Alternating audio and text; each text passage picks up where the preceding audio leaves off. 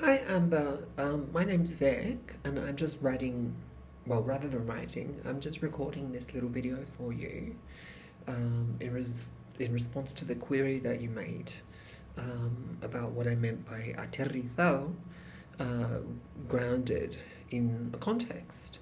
It's really up to you which kind of context that might refer to, but I really encourage you to think about contexts in which you already have relations. I'll give an example. So, a former PhD student of mine, Ines Duran Matute, came to us from a master's in sociology at University of Guadalajara, and she commenced her PhD. Actually, I recall it was an MPhil, and then she upgraded to PhD. And effectively, she already had relations with the indigenous Coca community, which is in the state of Jalisco, not far from Guadalajara. And she had worked with them before in documenting their social and political history and also their resistance to development and land seizure by speculators and people coming from outside of the community. Initially, she was entertaining the notion of thinking about these sorts of vertical relationships through the coloniality of power and some of those concepts that we find within the decolonial turn. But she actually found that was a little bit too encorsetado. It was a little bit too limiting because there were these kind of aerial concepts about how the world institutionally works, but they're quite disembedded from local contexts. So that's why context is important here. It's not to say that there might not be some relationship between some of what you're looking at, such as in world making or pluriversality, and I can understand why you would be inspired by those concepts. But really starting with a kind of context and case study is really the best move. I think that you have to think about what interests you here, which context, which communities.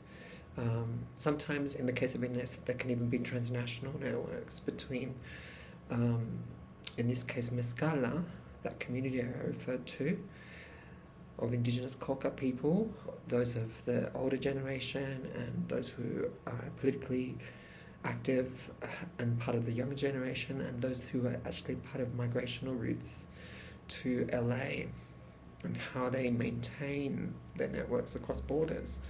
But as I said, she already had pre-established relationships with communitarian hubs, and I think it's important for you to sort of think about, I guess, exactly which kinds of sites, which kinds of critical questions, asking some research questions as well.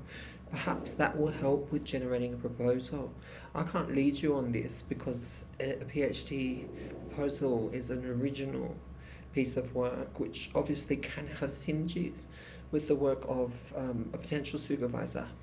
But that initial work is something that I'd ask you to do in this instance. Have a think about it. You're welcome to look at Ines Duran Matute's work. It was published as a book, one version in English, one version in Spanish. And yeah, I'll send you some details about that book. But I've supervised different students over the years who have likewise been quite cited, and that makes a good argument for you within a PhD research cycle to do field work as well. So if you're interested in critical developmentalist inquiry, and some of the concepts that come to us through post-development thinking and decoloniality, rather than starting with those concepts, think about their embedded or potential embedded relations within local and translocal spheres. So yeah, anyway, good luck. I'm interested in what you have to propose here. If it also involves migrational routes and networks, that's also a possibility.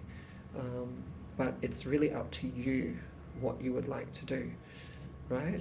It could involve collectives, that are explicitly trying to move beyond donor logics within developmentalist and humanitarian aid infrastructures transnationally. It could be any number of things. I can only suggest that you have a bit of a scout around and think about what most interests you. So I hope that this is helpful, and I look forward to hearing from you again. All the best.